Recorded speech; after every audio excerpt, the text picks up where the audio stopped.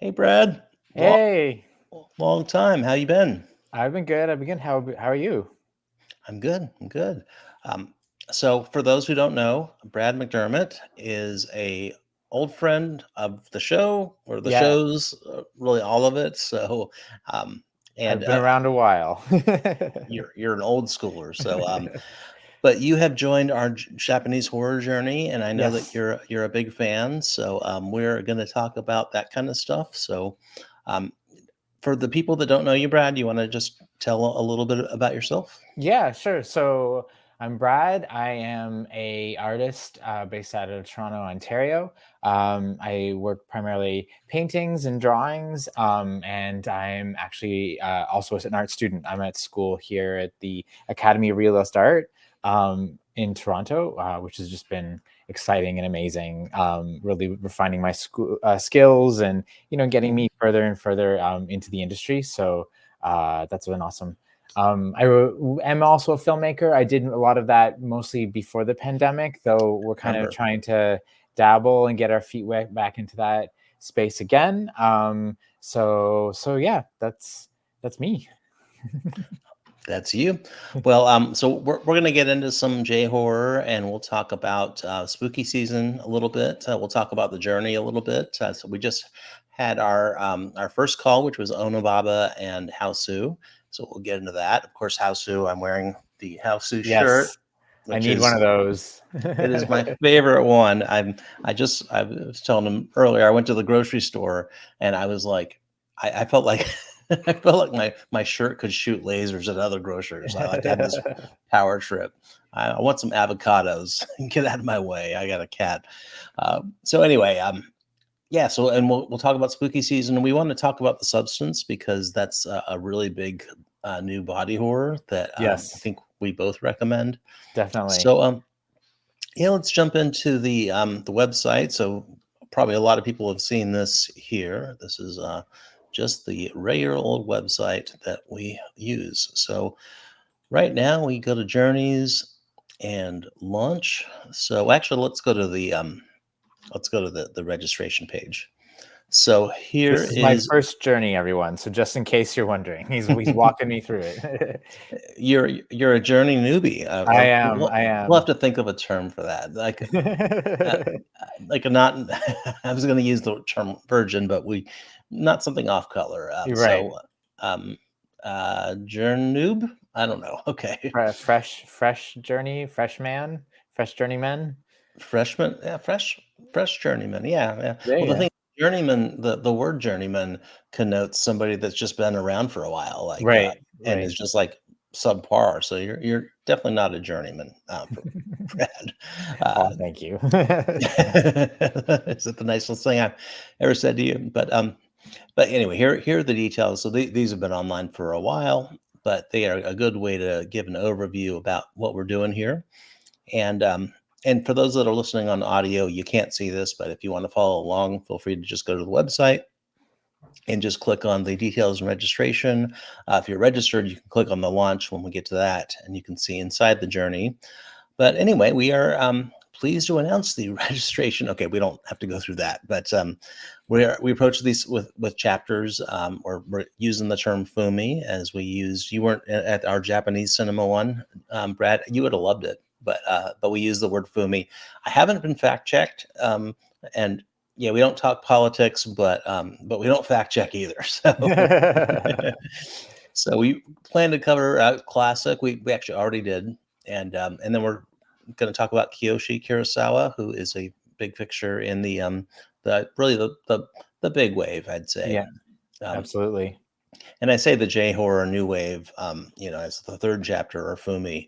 I really think that Kiyoshi and he's a big part of that. So Right. we're just so yeah. So we just talked about Onibaba and Hausu, and actually hold that thought.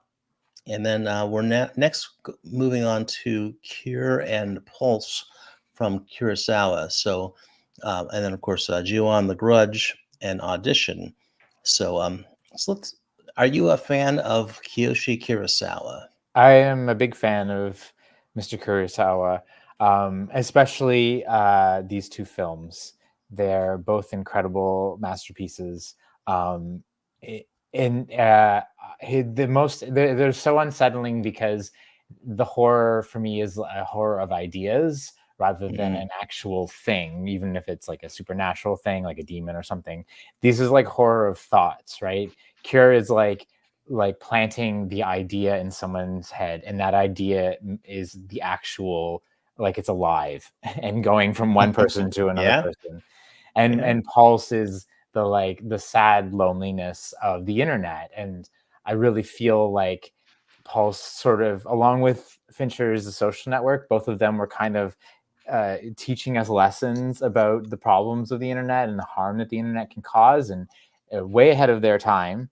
And we weren't mhm, really listening. And sort of the loneliness as a black pit that you mhm. feel online is manifested in the pulses and is actually a physical thing that's causing people to um, commit harm to themselves.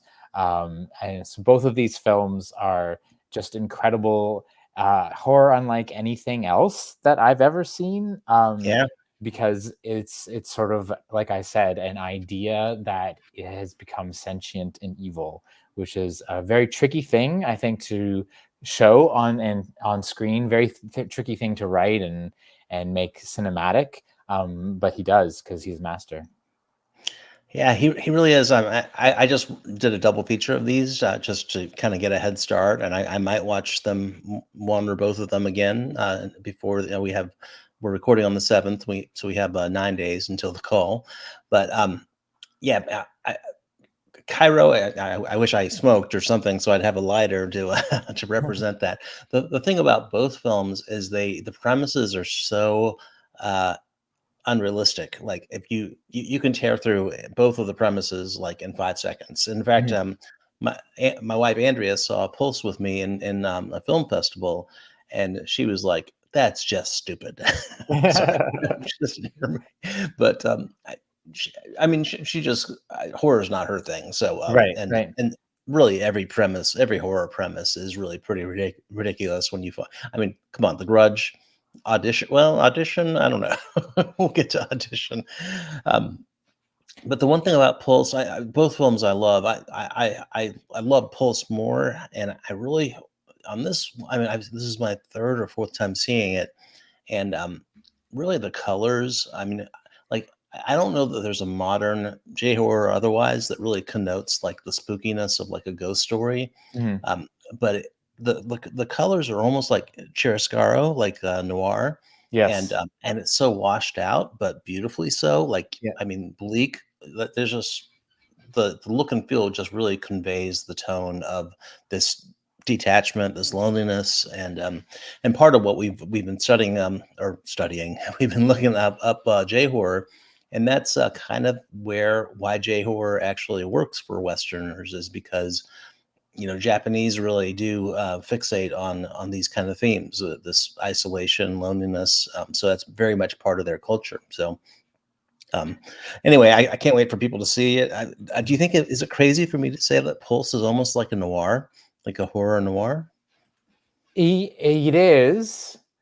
I mean, I would say that they're both like, because there's police procedural elements to Yeah, Cure, which kind of makes it noirish. But then Pulse is it is has that, well, both of them have the bleakness, but Pulse is more widespread. Like Pulse, what's happening in Pulse is slowly and slowly spreading throughout right. all of the country. So this idea of an underlining dread that is Mm, spreading and spreading is keeping with the very pessimistic, bleak sense of in the heart of noirs, right? yeah. The Oh, one great. Yeah. Go ahead. Sorry. Yeah, the one thing you were just commenting on the cinematography for Pulse, and I just wanted to add on to its production design, and they go Yes. hand in Oh, yeah. hand. Yeah. Yeah. They do. Is There's the image in Pulse that I always remember is just the like a black smear where somebody has died, and it's Yes. always on the left of some sort of portal, whether that's like a window, to outside, a door, or like Yeah. a portal door between rooms of inside an apartment or in a house. That there's always, when someone dies, it's always this black ghost smear. like their shadow was burnt on the wall, and it's always to that left. And I Yeah, just they think that that's dissolve. such Yeah. a, yeah, the dissolve, right? And I just think that that is such a haunting idea, the to have that be a continuous motif throughout that film, and always, mostly, like, it happens other places too, but primarily on the left for some reason. Mm, And that, to me, it represents that idea I was talking about, of like an idea being sentient, and like it's yeah. terrifying, but the sentience is that it sort of insists everyone does that to the left. And that unnerves me. Yeah. No, I can't wait to discuss it with the rest of the group because in fact we had some joking today on our Discord about which is better because I did rate Pulse very Pulse is on my top list of films, so that's partly why I programmed it here because I wanted to share it. But Cure is also exceptional, but it's not. And good point about the P- Pulse is a large story, Yeah. a very, very large story. I mean, like massive, global. Cure is a very small story, but a very impactful story to those involved. So, yeah, procedural. I think of like Memories of Murder, which came after that, probably was influenced by Cure actually, Oh, and definitely. many other procedurals. But it's a procedural that has these spooky elements. So, yeah, i- it's interesting to contrast them. They're not the same film, but yeah, Kiyoshi. We call him the other Kurosawa, and nobody can be Akira. So so no offense to the Kiyoshi Kurosawa family, but we think he's a master either way. He just happens to have a similar name as another, or the same name as another master. Then their So filmmaking styles are completely different too. Like the stories they're aiming to tell, completely different. yeah, so and then we have Jew on the Grudge and Audition. So we had to go with pretty mainstream. I say mainstream, pretty big titles just because of what's available. I've not But we actually seen those last 2, so this gonna be fun as oh we go nice. through the month, for me to catch up with those. I've always been dreading Audition just because, like, I know so much about it, and slicing and dicing makes me really squeamish, but that's part of the fun, no? I'm not gonna say a word. I'm just gonna say that, I don't think you know what's coming. Oh my. I And I'm a big it's really Miyake fan, I love Miyake, so yeah, yeah. yeah. Well, he did Ishi the Killer as well, right? Yes, which I'm a So huge fan of. you know, Uh, I missed out on that one. I'll have to catch that during this journey. And that's part of the fun is just, we have these films, but we can watch whatever, we can talk about whatever.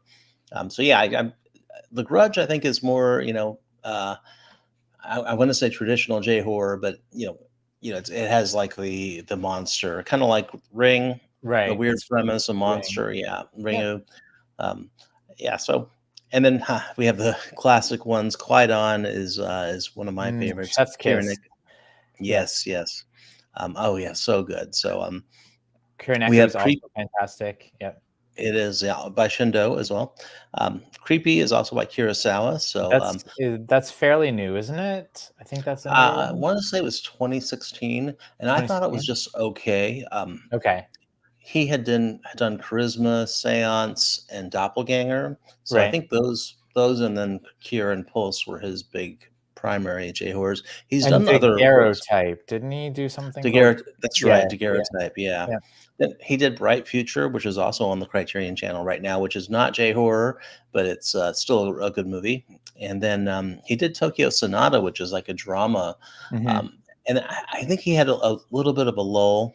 I'm gonna delve into his filmography a little more because I think he had a lull, and then Creepy, he's trying to come back, and, obviously, he probably wants to make money too. These are big successes. He has a new one that was at film festivals this year that got some buzz.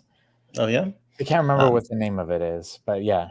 I'll have to check it out. Oh, I did hear about that. Yeah, so Mhm. I don't know if that probably won't be available to us this month.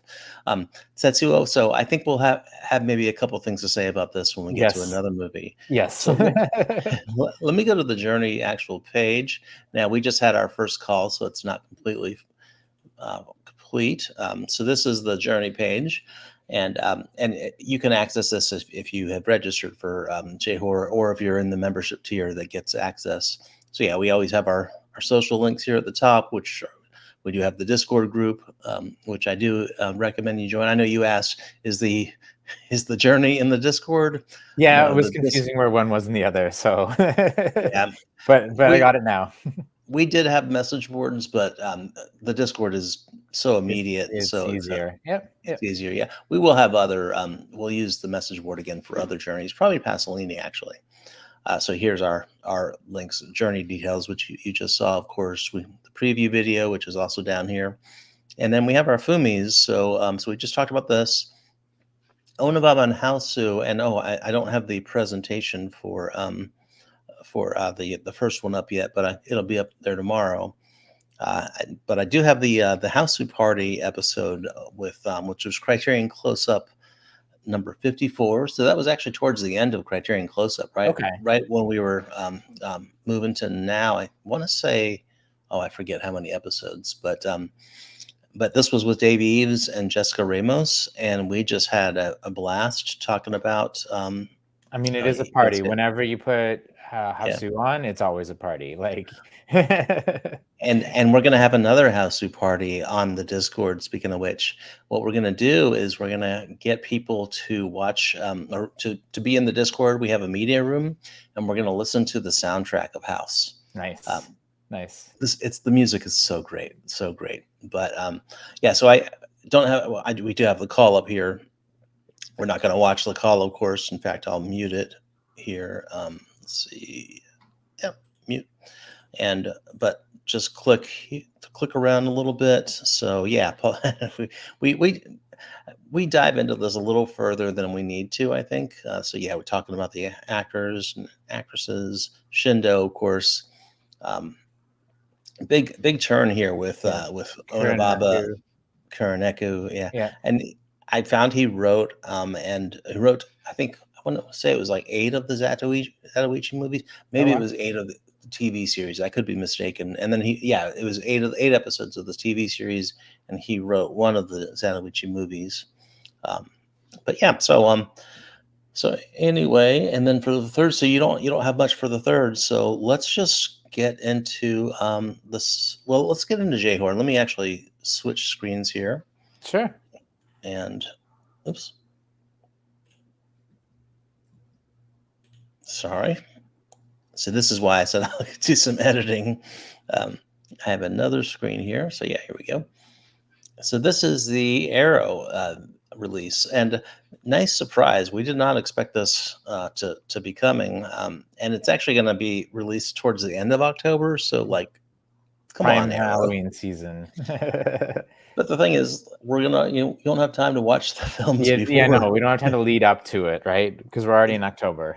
it's got to ship, and if it's if you're not in the UK or if you order from Arrow, I guess this is a US and yeah, and it's also $70, which is not exactly free. So let's look at these real quick. Sure. Have you seen? So can't vouch that these are all great, but I have not seen any of these. So we have I've seen one. I okay. think it's the very all the way down at the bottom. The Curse, Neo. I don't know if I'm going to pronounce it wrong. Neoribi, the Curse. Oh my gosh, Mhm. listeners are yelling at me right now. But that one I've seen. I watched it on Shutter. It might still be there. If you want a preview to check check it out on Shutter. I'm interested in rewatching it. I don't know that it really had the best restoration, so maybe it was just how I watched it. If Arrows cleaned it up, because I remember being very dark and hard to see what was going on. So So we have Disc One Shikoku and Isola Multiple Personality Girl. So I don't, and I'm gonna glance through the features, the supplements. So just to see if there's any people we know really, but there are some commentaries. So I don't know Tom Meese or Tom Mess. If you, I'm not sure how you pronounce that, MES, he does a but lot of commentaries on Arrow's Japanese releases. okay, So a lot of the Kenji Fukusaku stuff, like Battles Without Honor and Humanity, right. and all of the other Fukusaku that they've released, Cops and Thugs. I just watched Street Mobster. He does a lot of the commentary on those, and it's also the Miyakes as well, and Okay. very informative. Yep. Awesome. So kind of like I don't want to say the new Tony Raines, but because Tony Raines is still awesome. But yeah, well, in that case, I've heard some of his commentaries and I just didn't remember the name. So apologies, Mr. Mess or Meese. So then we have Inugami and St. John's Wort. Like, okay, that's not the New England school that had that sometimes has a good basketball team. And wart is WRT, so I don't know if that means something in Japanese, but it's not. Well, maybe it is a wart. I don't know. I Like guess on we'll my find. foot wart, that kind of thing? I don't need to know about your foot warts, Brad. I don't know. The one thing is, this doesn't provide clear synopsis on this page, so yeah, I guess we'll find out. Uh, I think this is where the value of the J horror, the journey, will continue on because I'm probably going to watch these films in Mhm. November, December. Who doesn't want a Warp movie for Christmas? So Exactly, we can exactly. keep talking about this. Oh, this is interesting. So disc three, the carved colon. So okay, I shouldn't say colon. Carved the slit mouth woman, and then there's another one called Persona. Now that is weird. Uh, um, not the So, Bergman. Not the not the Bergman. Bergman? Are we sure it's not the Bergman? I And mean, when we put it in, Confessions are of a we just gonna get Mass. BB Anderson and didn't know it? Persona director Takashi Komatsu. I have a feeling that's a translation title, but I guess we'll find out. But yeah, it would be great if PB Anderson showed up in a J horror. And you could say that Bergman made some horrors. Oh, In I fact, mean, Hour of the Wolf, I think, is, one of the totally. best horror films, and he made Hmm. that, and it's amazing. Yep. The Virgin Spring too, and I would Yep. actually say that there's some horror in Persona, but it's more No, character definitely. oriented. There's a whole And vampire element to that in the yeah, back half, if I remember yeah. correctly. Yep, yep. There is some darkness in Bergman films. So this is the one you've seen, Noroi, Nor I the the Curse. Curse. Yeah. Okay. It's kind of a found footage film, if I remember correctly, Okay. about, I think, a haunted house. So, Mm. yeah, I'm curious to revisit it, um, and see if maybe it's just the transfer was too dark or whichever. So, yeah. Okay. Well, I just randomly scrolled to a J horror letterbox list, Nice. so I can't There it can't is. vouch, but oh, I've watched only. Well, I'm not logged in, so I'm Mm. logged into Cine Journeys. So my Cine Journeys account has not watched. My personal account, I'm not going to log out. It's too much of a pain. But let me sort. Well, this is sorted by list order. There's Let me sort. Noroi right there. I don't know if you see it right at the top right. Oh, okay. Yep. So okay, well we have some of the bigger ones. So of course, Battle Royale. Kenji That's Fukasaku. Yep. yeah, Belladonna of Sadness. I didn't even think about that. So I have that blue Yep, somewhere. me as well. I love Belladonna of Sadness. Perfect Blue is a great film as well. Oh yes. Such a you can see like where Lynch might have got some influences if he had. I don't know if he had seen Perfect Blue or not, Mm. but there is very much a Blue Velvet Twin Peaks vibe to Perfect Blue. Well, those were before Perfect Blue, but yeah, Were yeah. they So Social before? Fun. Oh, I had the timeline on. Sorry, Yeah, listeners. I want to say it was like 97. I mean, we can always check, but Okay. yeah, Tetsuo. We can see here's one cut of the dead. So yeah, I do want to see that. Oh, the face of another. That's Yes. Teshigahara. So Kajigahara. Yeah. we get to yeah. There's so and Onibaba is just gorgeous. Like every frame. Um, I think that was pretty much universally beloved Yeah. by the folks. Gion, of course. There's Nora. Yeah. So any here that happiness of the category. So if you want to pair one with Hausu, this is probably the one. Um, have you Yes. seen this one? Yeah, I love it as a double feature with Hausu. And it's just as manic, and it has its own wild tangents it goes on. I love the animation sequence in the happiness of the Katakuris.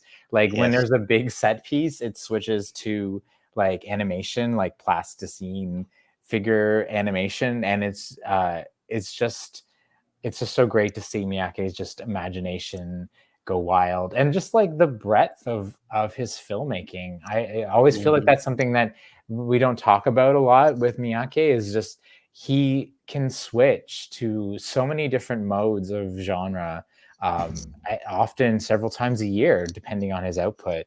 And he just is so skillful at so many of them. Yeah, and we talked at length about Obayashi, who directed House, and some of his post House. Hausu was his first film, and by the way, he prefers to call it House. That's why Mhm. the Criterion up here actually it says this is the Criterion cover, and I call it Hausu just to distinguish between that 85. I think it's 85. The John Goodman I think was in it. Um, Yes, yeah, House. There was like four of them or something. The yeah, '80s exactly. horror movies. Yeah. Yeah. I like Darkwater. I know there was a sequel. I think that's we are going to explore the American sequels a little bit, and I think The Ring is probably the best example of that. Mhm. But I thought the Darkwater sequel was decent, Was it but decent? it was decent, yeah. But the original is pretty good. We don't have time to go through all 1,200, so let's go to actually since we're on Letterbox, let's just go to the substance. If you want to go back to like the origin, a page of madness, that is a silent film, a Japanese silent film, that is also a horror film. It takes Oh, this place in one, an asylum. Yeah, with nice. Okay, the I Oni mask there. But hey, yeah, I think nice Flicker choices. Alley has a release of that, and it's the same director as Gate of Hell, Okay. the drama in Oh, the yeah, Criterion yeah. Collection. Yeah, yeah, the Suzuki. Technicolor drama. Oh, I'm thinking Get a Flesh. Yeah, sorry. Yeah, There's that's Gate of Dare. Flesh. Yeah. Dare? Yeah. Yeah, so, popular reviews to the Joker, it's just a page. That's pretty good. Okay, yeah, there's a new Joker out, but it is not J-horror. Well, maybe No. some people might call it horror. So while we're on, the substance, I just recently rewatched Revenge after being blown away by the substance. Nice. Really good, and you can see the origins, especially the body horror, like of Farge. Is how she Farjay. Yeah. Corley Farge, but the substance was quite a level up. Even no disrespect to Revenge, very good movie. So I know you love this. Yes. Why don't you talk about that? Sure. So I too had seen Revenge. I love Revenge. I own Revenge.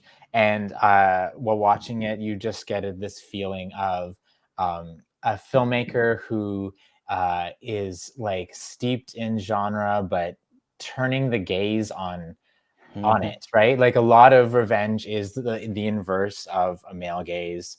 And it's a rape revenge movie in the tradition of, I spit on your grave, but it's flipped so that she flips the point of view. So instead of male gaze, it's now female empowerment. All through that film, she does that, and so you get the sense like this is a very a feminist filmmaker with a real perspective of the female condition. And she's bringing that here to the substance big time. And I this is a film like we always talk about the sophomore slump, and like I think that this she just sort of annihilated that idea. Because it's do we want to cover what it just high level what it's about? Yeah, well, actually, Sure. by the way, I just clicked like on my own opinion, but when you have an HQ, you can do that. Yes. But yeah, the synopsis here is a fading celebrity decides to use a black market drug, a cell replicating substance that temporarily creates a younger, better version of herself. The one thing I don't want to spoil the film, but Yeah, I I think the don't want to spoil premise either. is pretty widely known. In fact, even this image, the cover image, gives a lot away. What's coming out of that back. Right.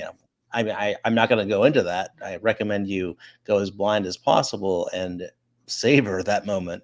But yeah, I'll just go back to my review. This was just off the cuff, a couple sentences after I left the theater. But off the top of my head, I couldn't think of a better horror film in decades, and I still can't. This was a couple weeks ago. Has elements of Cronenberg, Lynch, and Yuzna. So Brian Yuzna directed Society, and that's really what I was thinking. Yeah. See it in theaters if you can. Cronenberg is the obvious one because of the body horror. Cronenberg is essentially the body horror master. And the way I was really intrigued by this film, and I'm guessing you as well, where people were like, "This is one of the best body horrors of all time," and I'm thinking, I'm just not used to hearing that about a new movie, Right. and sometimes the buzz can be overwhelming, and you're disappointed. But no, I was with them, and Lynch. I think the character moments, just kind of those extreme close-ups, especially like with Dennis Quaid's character, Mhm. that was very very Lynchian. Um, but then I like this. I believe this is Jesse, and he said the last act is a game of cinematic chicken. So without spoiling it, I think that's a great sentence there, a great summary, because yeah, it is daring the audience, and the audience is like, "Oh, really? Are you going to go there? Are you going to go that far?" And the Yes. movie is like, "Yes." So just look at yeah, I, watching the last 30 minutes with a packed audience is truly one of life's greatest pleasures. So yeah, I agree. I when I saw it the second time, the audience was just so tuned into that last act. It was just a joy to ride that high with them. But of course, oh, oh, go go ahead. ahead. I was going to say Demi Moore and Margaret Qualley. A lot of people thought, Qualley was over sexualized. I mean, of course, I'm a guy, and I thought it worked. I didn't think it was exploitative. I thought it actually made perfect sense. That's what that older character wanted to be. Yeah. And I think that again, like so this is a filmmaker who is flipping male gaze. That Yes. is what she does. She did it in her first film and she's doing it here. So Hmm. the over sexualization is kind of the point. I wrote in my review of it that she's giving you spoonfuls of what society valorizes, which is a lot of hardly clothed, attractive women moving their bodies, and she's just spoon filling you that until you want to throw up. And that is the wanting to throw up is the satire. That's part of the point. Is this not what you want? Society isn't is just images of these over and over and over again. And if we look through Hollywood history, which this film does, that is in its various forms and whatever level of censorship and regulation, blah blah blah. Like it's always been some sort of version of that, right? Um, Hmm. and I think that's just part in keeping of her message of abundance is the point, excess is the point. All of this is something that we're being told constantly that we want and love and need more of, right? Yeah. And this is the first time, just to jump off of that like I Hmm. feel we've gotten so much body horror about a woman's body, which is Yeah. very different from body horror that in the past, which is typically about men's bodies. So, Right. the and I and when I so like when we look at films like Videodrome, Yeah. um, and filmmakers like Cronenberg, um, the things that are happening, The Fly, right? That's a perfect example. Coralie often references Hmm. The Fly as a I big can totally influence see of that. hers. Yeah. And these are alterations that are happening to a male body. And I think that the story can be different based off of what naturally happens to female bodies, right? The process of menstruation, of birth, of all of these things that happen with a female body that does not happen with a male body. Hmm. So, what is that perspective? Like, I love this film so much because you know, Coralie has a nasty, angry point that she wants to make about that, and Yeah. is using body horror to bring that forward. This is a great list too that you're citing here. Yeah, I, I'm wondering Black, about Men in Black. yeah, Come Men in on. Black, maybe not. I haven't seen Turning Red, so I can't speak on it. But yeah, Raw. I haven't seen Ron. Titane, and Oh, I Japan's great. Oh yeah, yeah, it's on Hulu. I've actually been I kind of have it on my watch list. But the thing is, the watch list is that's where movies go to die. You I you know, never have I to know. watch But those. like But yeah, Julia Fly. Ducournau is in also Yeah. this conversation. Oh yeah. Absolutely. Raw and Titane are amazing films, masterpieces of their own.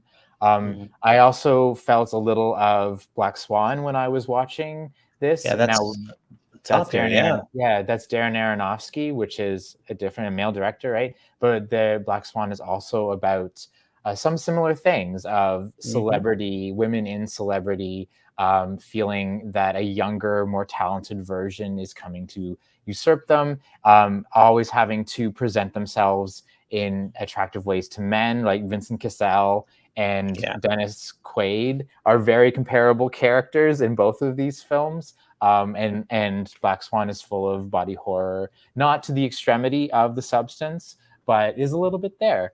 Mhm. And we're also talking in Oscar conversations similar with The Substance Yeah. as we were with Natalie Portman in Black Swan, Yeah, talking about Demi hopefully Moore and Margaret, even a little bit Margaret quality. Qualley. Yep, yep, Yeah, I'm not sure if either of them. I mean, it's too early to know. We'll get into award season, but I think this might be. Usually awards they don't pay a lot of favor to horror films or right. comedies or genre period. Now, and in this case, I think Demi as lead, I would think, and then Quality is supporting. I would think would be. I, it would be. I'd be disappointed if they weren't nominated, but I wouldn't be surprised if that makes sense.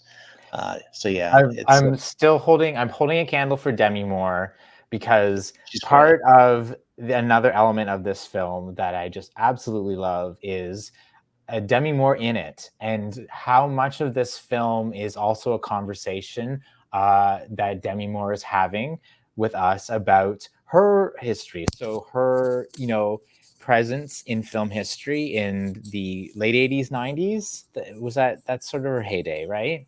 Um, with Mm, films, I mean, everyone knows these films, right? We're talking Ghost, we're talking Indecent Proposal, right, we're right. talking Striptease, we're talking The Scarlet Letter, we're talking GI Jane, right? And Of course these they and in this like stretch of time, like how she was shown on camera for the beauty and for, like her beauty, her face, her body, all of these things were being used in Hollywood. Even the it was the Variety photograph of where she posed nude while pregnant. That is such a Mhm. an image of a pregnant woman that we all have, that as that lived in that time period. When we think of a pregnant woman, it's hard to separate us from that image because it was so enormous and popular and brave and beautiful that she did that. Mhm. And I feel like The Substance is her in conversation with that, where she is now a 61-year-old actress in Hollywood, Yeah. still working, but sometimes the big parts are not where they once were, and that idea of being chewed up and thrown out, kind of as an actress past her time, is Oh, the totally. crux of The Substance. So I feel like so much of this film, like especially that finale, I'm not going to spoil too much, but like her poster, there's a Yeah, yeah. poster Oh, of it's her great. face The in this billboard, yeah. movie, and on in her apartment, and it Oh, that comes one, right, yeah. yeah, the not the one of Margaret Qualley on the billboard, but the Yeah, the poster she has framed in her apartment. yeah. And that poster comes into play in the finale, and it's just a spectacular way. And I just feel that image of the poster and the thing behind it is this just great big like fu to Hollywood and Mhm. how it's treated women in the past, in the present, in hopefully a different future. This film just feels like a riotous yell, an atomic bomb. Like, let's just destroy it all and create Yeah. something better and new. An atomic bomb. I love that. So yeah, no, I forgot Striptease, Yeah, 1996, and you might think that, and very likely, I'd be curious to see some interviews with more about this film. But I would imagine she probably felt discarded as she aged, and you yep, just look at the most recent roles there. I'll just search here by newest first. And by the way, The Substance is the most her most popular film of all nice. time. That's a letterbox recency bias. So yeah, I mean, not a lot of projects here that I really know of. So she Yeah, was not getting great parts, and you can keep scrolling, and then we get GI Jane. So that's probably the last really really big starring role. Maybe I guess Charlie Angel's Full yeah. Throttle. She was the So villain in Charlie's Angels, Full Throttle, I think. And I mean, that wasn't very flawless with Michael Caine, where she co-starred with okay, him. is Yeah. probably like the But last kind of leading thing that was her own that I can think that's of. 2007, so Yeah, that's yeah, it's been a few. So yeah, yeah, I think she's always been a big talent, but she was always a celebrity first and an actress second, I thought. right. But I thought she always transcended the material, so I'm very happy for her getting her due. I'm So yeah, the substance. So I'm what's rooting for her. Oscar season, I'm rooting for her. Just this, I think her performance in it is just such a next level, and mhm, kind of and so important in the history of Hollywood that like I just don't know how anyone else is going to have just so many. I give a performance that's that relevant in like mhm. so many aspects. But Yeah, so everybody see the substance. I don't think we can rep it anymore, but I think we'll be talking about this movie for a long time to come, and hopefully there's a 4K in the works. I have to imagine there's going to be a pretty sweet one. Kind of like maybe that Godzilla minus one, which like if you don't click in 5 minutes, it's sold out. yeah, So I missed that one. I'm just gonna get the 4K yeah, steelbook when it comes.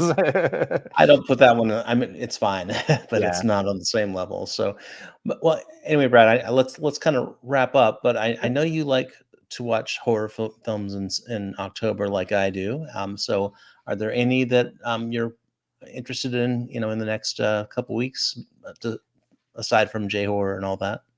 Oh, like anything new or anything that I'm gonna plan on watching? New or old? Yeah. Well, let me give a few J horror. Let me give a few J horror recommendations before I duck out here. So, Okay. one of them I had mentioned Kenji Fukusaku at the beginning, a Mm, filmmaker who made Battle Royale and Battles Without Honor and Humanity, that big series. yeah. And like Takashi Miike, he was also a filmmaker who jumped around genres a lot.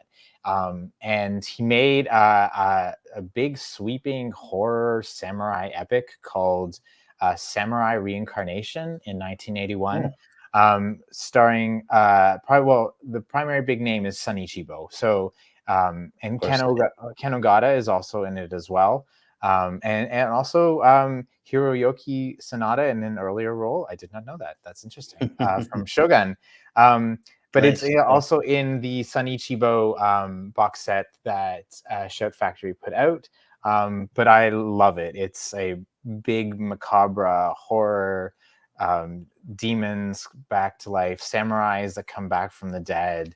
It deals with the friction, like Shogun, the friction between the rise of Christianity in Japan and the more traditional belief systems that were there. Huh. And selling your soul to the devil and receiving the power of the undead. It's fantastic. The Nice. whole finale is like in a big fire. It's amazing. Another one I wanted to shout out the filmmaker. Shut out. Shout out. Oh my god. um, Teruo Ishii, who did Horrors of the Malformed Man, but also Blind Woman's Curse, which is Oh a yeah. lot of Yeah. fun.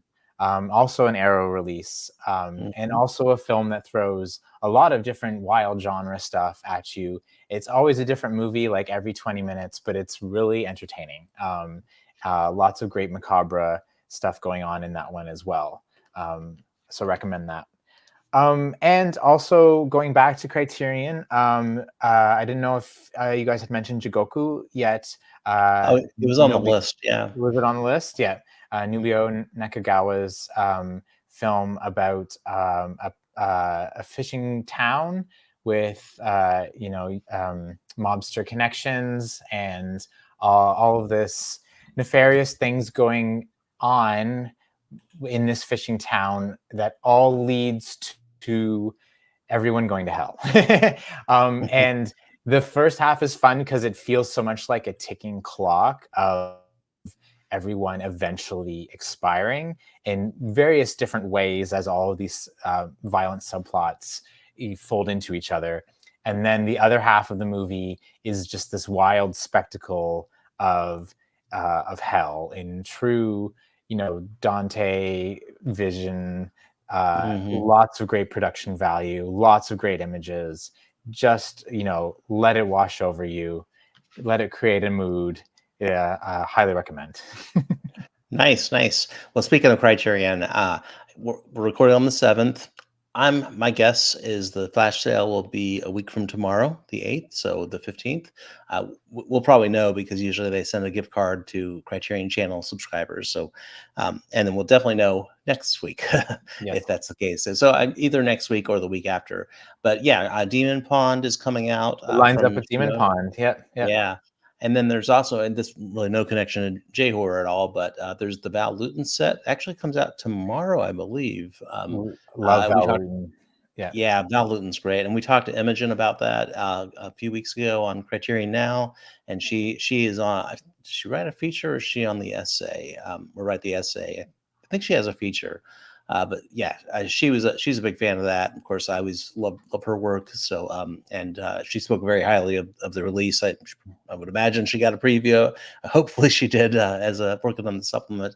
Um, I'm gonna try to make a dent into the folk horror set that Seven released. Oh, the first one. Yeah, I have not First touched it one. yet either. Well, I've made it at least a third. I have to go Yeah. retrack my thank you letterbox so I can find my place, my bookmark. I can't put bookmarks in Blu-rays, but yeah, I got through like the Australian section, which is great, by the way. I totally recommend really all of those. And then going forward, and then the second set is was going to come out. They've delayed it. It's been delayed. Yeah. Yeah, poor materials, so it's for the right reason. You wanna get the best versions of the film, but not gonna be on the of course, not gonna be on the agenda for this Halloween. But yeah, I'll probably watch, Titane. I'll watch some of the other J horrors.